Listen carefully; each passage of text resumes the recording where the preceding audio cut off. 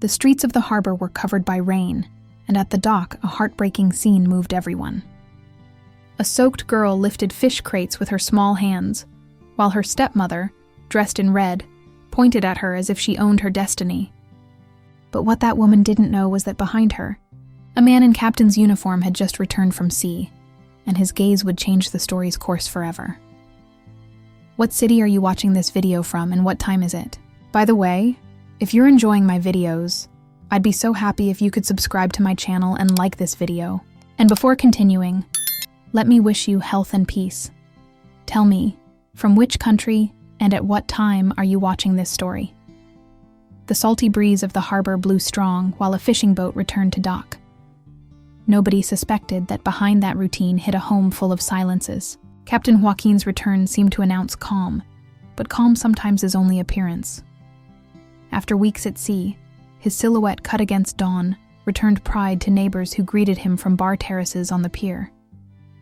Everyone saw him as an upright man, respected by sailors and admired by those who knew his trade.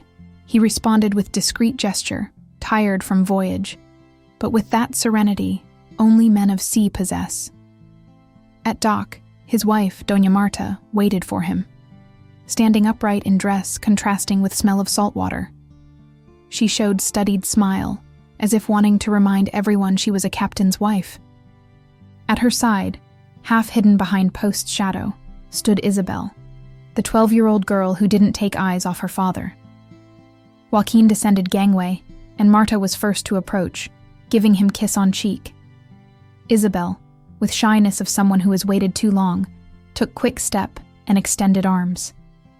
"Dad, I missed you so much," she murmured with trembling voice, but Marta's hand fell on girl's shoulder and pushed her aside firmly. "Leave him, girl. Your father comes tired," she said with dry tone while forcing laugh for neighbors watching. Joaquin, oblivious to gesture, caressed Isabel's head quickly and carried fish crate a sailor handed him. He thought of home, of dinner Marta surely would have prepared, of resting under his own roof. Isabel, on other hand, remained still with moist eyes and muffled murmur wind carried away. Day continued with apparent normality. Fishermen unloaded still shining sardines. Some early customers haggled prices, and aroma of freshly ground coffee filled air from nearby cafe. Marta greeted everyone with exaggerated courtesy, proud of her role. Joaquin drank coffee with brandy with old companion and talked of roots, nets, and past storms, while Isabel waited patiently at his side in silence. As afternoon fell, family returned home. It was modest dwelling near port, with whitewashed walls and boat photographs hanging in living room. Marta served seafood paella, and Joaquin ate gratefully, convinced everything was going well. Isabel barely tasted bite, observing in silence as her father relaxed without suspecting anything. After meal, Marta talked about business, how hard it was maintaining house alone, how much she needed help. Joaquin listened respectfully, not noticing how Isabel lowered gaze to empty plate. That night, C's tiredness conquered him. Joaquin lay in bed with tranquility of someone who believes having fulfilled his duty, without noticing invisible cracks in his own home. Marta turned off lights with quick gesture and went to lock herself in her room. In small room, Isabel lay down without eating, staring fixedly through window at lighthouse's distant glow. She didn't cry, only waited while father slept peacefully, believing everything was in order. Girl stayed awake long time, hugging her pillow with hope that someday he would discover truth nobody dared say aloud. That night, while Joaquin falls asleep believing everything is fine, Isabel stays awake looking at window, wishing her father would discover truth. When sun barely broke over ocean, little Isabel was already at port with cold hands and eyes still heavy with sleep. Salty air enveloped her while she tried not to think of warm bed she had left behind. Murmur of early rising fishermen filled. Dock, some laughed, others argued over price of just arrived sardine crates. For her, that noise wasn't joy, but reminder of endless workday. Doña Marta, protected under blue fabric umbrella, watched her closely. Woman didn't touch a single net, but her cutting voice resonated above Seagull's uproar. "Faster, girl. Customers. Don't wait," she ordered without compassion while counting coins in her purse. Isabel, barely 12 years old, obeyed in silence. She had to separate sardines from hake and place them in clean crates. Her small hands reddened from contact with cold water. Smell of salt and fish stuck to her skin, and each time she tried to rub eyes, left silver stains on face. Alvaro, seated on dry crate, chewed sandwich with air of superiority. Crispy bread and ham smell contrasted with Isabel's hunger. "Look, you seem like clumsy Seagull," he mocked, laughing while girls stumbled with wet rope. Isabel fell to knees, scraped hand, and saw blood mix with scales. She tried to stand quickly so Marta wouldn't get angry, but Alvaro didn't miss opportunity to add, "If you were smart like me, you'd be eating breakfast. You're just like a servant." Some fishermen observing sideways murmured among themselves. White-bearded old man commented in low voice, "Poor little girl, those aren't jobs for her age." His companion responded with resignation, "And what do you want? Father's never here and woman commands more than him in house." Marta raised chin, with haughty gesture as if wanting to demonstrate nobody had right to question her. "Get up and continue. Don't act delicate," she snapped at Isabel, who pressed lips and obeyed without protesting. Hours dragged on. Isabel worked without rest while seeing other children her age running after ball near beach, laughing under dawn's light.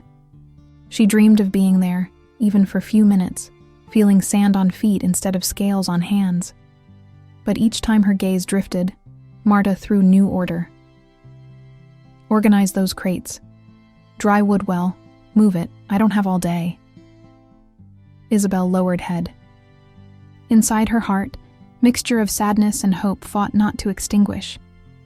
She thought of her father, of smile he had shown last night when he briefly caressed her. That caress had been enough to dream of different tomorrow. But looking at Marta and Alvaro, reality came over her like cold wave. Neighbors continued their routines. Group of fishermen entered Dock Cafe to drink coffee and bread with tomato. Toasted aroma reached Isabel, making her remember she hadn't tasted anything since previous day. Marta, on other hand, ordered coffee, with brandy for herself, and argued with vendor about fish prices.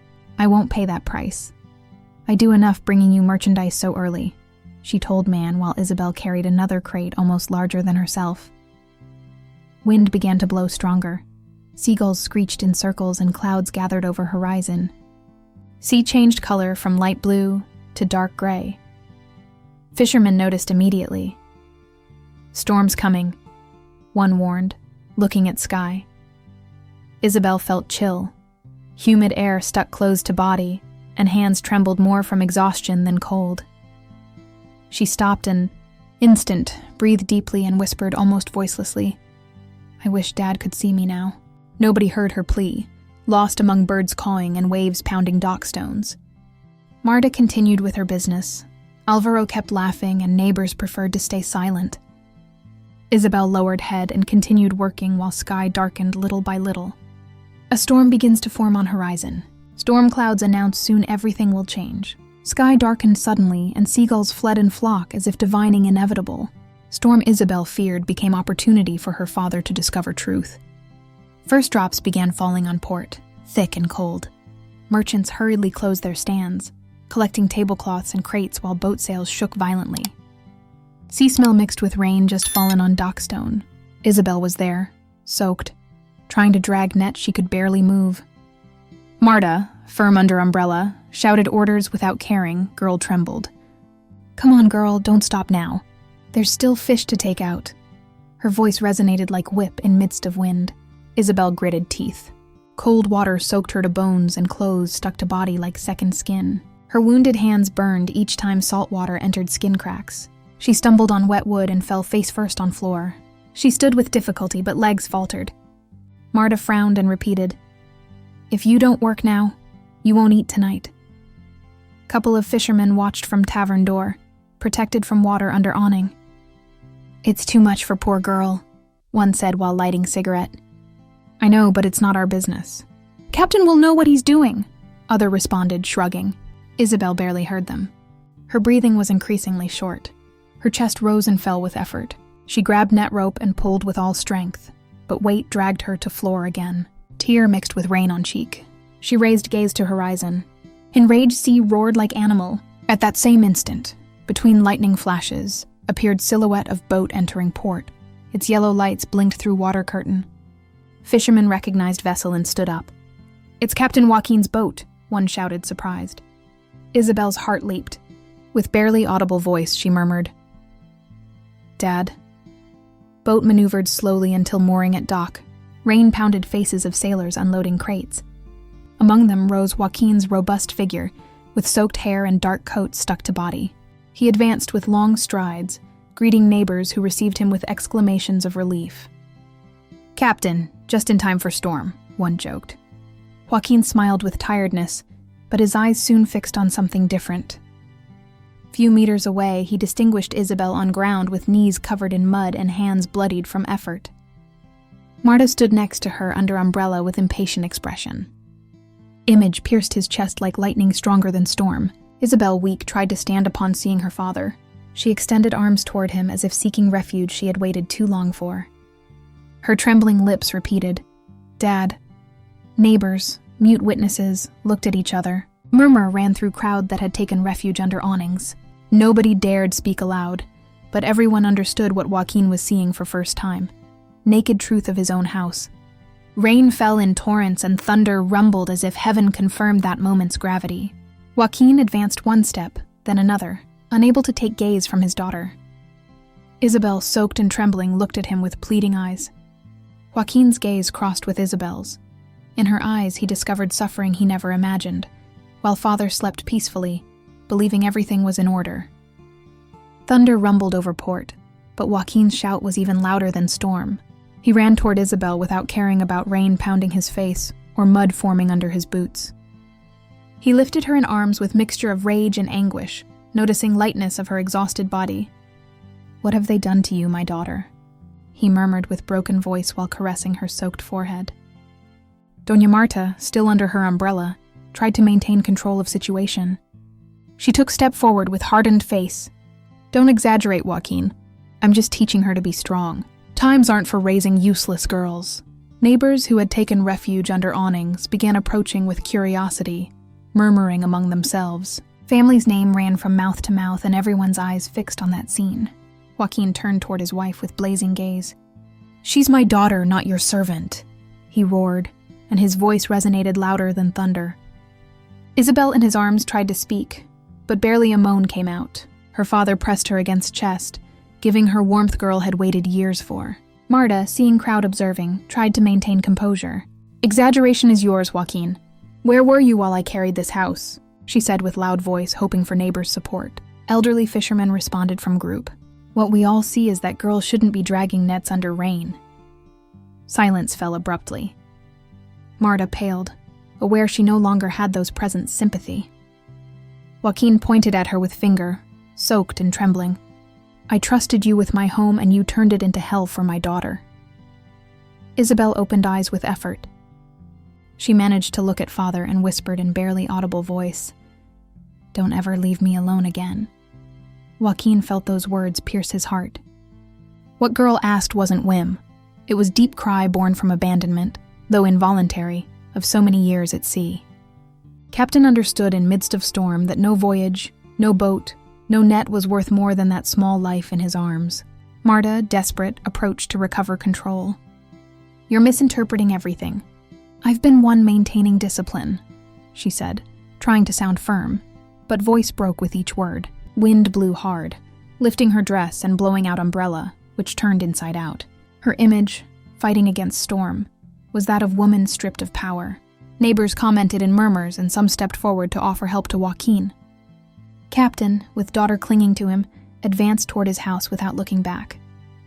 Marta followed few steps, shouting, "You can't make decisions like this." "It's my house too." But Joaquin stopped, turned on heels, and looked at her with determination only discovered truth gives. "No, Marta, this is my daughter's house, and today I've understood she'll never suffer again under your roof." Words spoken aloud in front of everyone were more than sentence. They were rebirth. Neighbors nodded in silence, and rain carried away last remains of farce. Captain pressed Isabel against chest, and with firm step entered alley leading to his home. Crowd's murmur accompanied him, mixed with sea's roar. Isabel, weak, whispered in father's ear, "Don't ever leave me alone again." Storm continued pounding harbor streets, while Joaquin entered his house with Isabel in arms. He closed door with slam, leaving Marta outside few seconds until she, soaked and furious, pushed to enter. Silence inside was tense, barely broken by rain-pounding windows. Joaquin left Isabel on blanket on sofa, wrapping her with dry towel. Girl looked at him with tired eyes, but at same time with new gleam, as if finally she could trust she wasn't alone. Joaquin caressed her wet hair and whispered, "Rest, daughter. You'll never have to return to port under rain." Marta, with dress stuck to body, let out bitter laugh. "And how do you plan to maintain house? With hugs? While you played hero at sea, I took care of everything." Joaquin stood slowly. He didn't raise voice, but firmness of his words was stronger than any shout. "You took care of everything except most important thing, my daughter's heart." Alvaro, who had followed his mother, appeared in doorway with bewildered face. He had never seen his stepfather so decided. "Mom," he murmured insecurely, "maybe you did go too far with Isabel." Marta looked at him indignant, but boy lowered gaze. Isabel, from sofa, observed him without resentment. She had no strength to hate. Captain approached dining room table. On it were still old photos, portraits of boats, voyage scenes. Among them he found frame with image of little Isabel smiling that had been forgotten in dusty corner. He held it in hands and understood what he had lost during years being absent. His voice broke when speaking. "I've sailed entire oceans and returned with nets full of fish, but at home I've always arrived with empty hands for you, daughter." Isabel listened with tears in eyes. Her lips pronounced softly, "I just wanted you to look at me, Dad." That instant was like mirror in which Joaquin saw himself head-on. A father who had left gaps through absence, though not through lack of love. He approached and took girl's hand firmly. "I swear to you that's over. You'll never feel invisible again." Marta hit table with open palm, incapable of accepting defeat. "You're delusional. Life isn't maintained with promises. Without my discipline, this house falls apart." Captain looked at her calmly, like someone understanding storm has already passed and only remains are left. "I prefer it falls apart with dignity, rather than maintaining it at cost of my daughter's suffering." Neighbors who had taken refuge in house's doorway to shelter from storm heard fragments of argument. One of them, with grave voice, commented, "This captain has opened eyes at last." Inside, Isabel closed eyelids, exhausted but calm for first time in long while. Joaquin kissed her forehead and gesture was silent promise nothing would ever be same. Marta, aware her husband's gaze no longer belonged to her, remained standing in middle of living room, defeated, while rain pounded windows like echo of her solitude. In that home soaked by storm, father understood true voyage wasn't at sea, but in learning to be his daughter's refuge. Girl, drowsy, squeezed father's hand and murmured, "Promise me you won't go so far away again." While rain pounded windows like echo of her solitude. Storm subsided slowly during early morning, leaving behind humid silence that seemed to cover every alley of the harbor. Sky, still loaded with scattered clouds, opened way little by little, and first sun rays illuminated puddles on cobblestone. Entire neighborhood smelled of sea and wet earth, aroma bringing with it sensation something had changed forever. Inside house, Joaquin kept watch next to sofa where Isabel slept wrapped in blankets. Girl breathed calmly, with relaxed face after so many hours of effort. Her father hadn't closed eyes all night. He had spent time stoking heater, making sure his daughter wouldn't feel cold again. Each look toward her was reminder of what he had ignored too long. When Isabel's eyelids opened slowly, Joaquin smiled tenderly. "Good morning, daughter," he whispered, caressing her forehead damp with sweat. "Today, a new life begins for both of us." She responded with weak but luminous smile, stronger than any word. It was then Alvaro appeared in kitchen doorway with glass of hot milk in hands. He walked awkwardly, not knowing where to place himself. "It's for you, Isabel," he murmured, lowering gaze. Girl accepted glass with barely audible, "Thank you."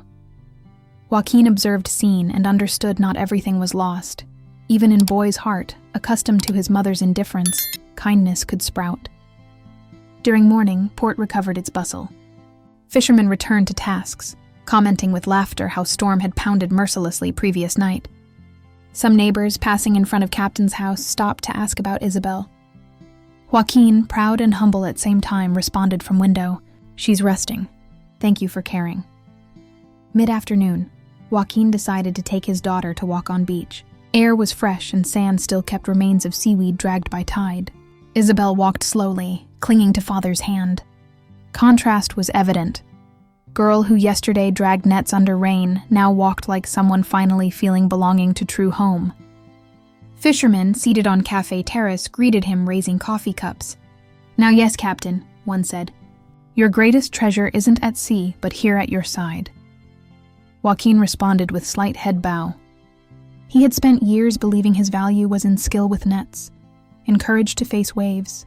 Now he knew all that was worth nothing compared to his daughter's smile. Isabel stopped suddenly, looking at horizon where some boats prepared to set sail.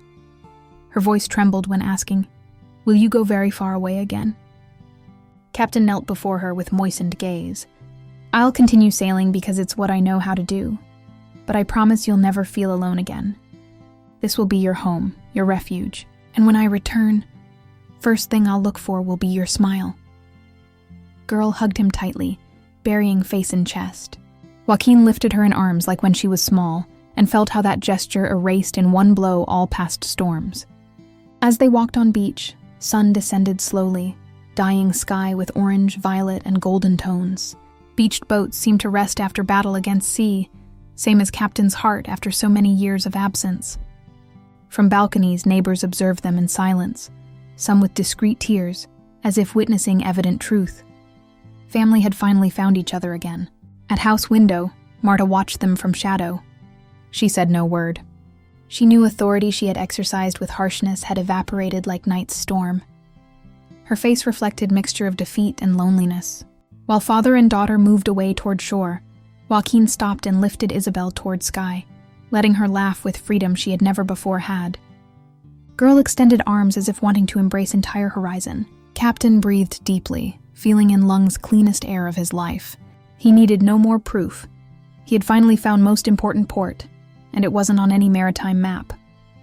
That port was his daughter's heart, and there he planned to anchor forever. Sun sank on horizon when father and daughter remained together facing sea. No word was necessary. Shared silence was promise of new beginning, stronger than any oath. Sometimes, when afternoon falls at harbor, one can see father and daughter walking hand in hand facing sea. It's not grandiose words or spectacular gestures that remain in memory, but that simple image of two hearts that finally found each other after storm. And while we remember this story, let me ask if it moved you.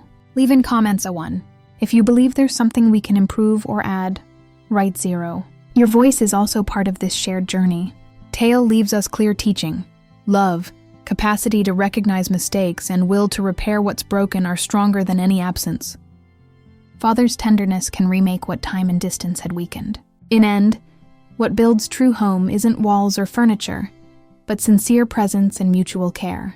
Like those streetlights lit on waterfront promenade, single spark of kindness can illuminate path in darkest night of our life. And perhaps that's true wealth. Not boats loaded with fish, nor money earned at market, but certainty of having someone waiting for us, someone calling us family. Each of us, with our faults and successes, still has opportunity to ask forgiveness, to approach, to say I love you in time. Happiness ultimately arrives when we stop living only for ourselves and begin living for others. I invite you, dear listener, to keep moment of silence to reflect. To whom in your life do you need to extend hand? With whom do you dream of reuniting? If this story has touched your heart, share it with someone close. We never know if warm word can be beginning of new dawn. And remember, just like sea returns again and again to shore, true love always finds way back. True love always finds way back.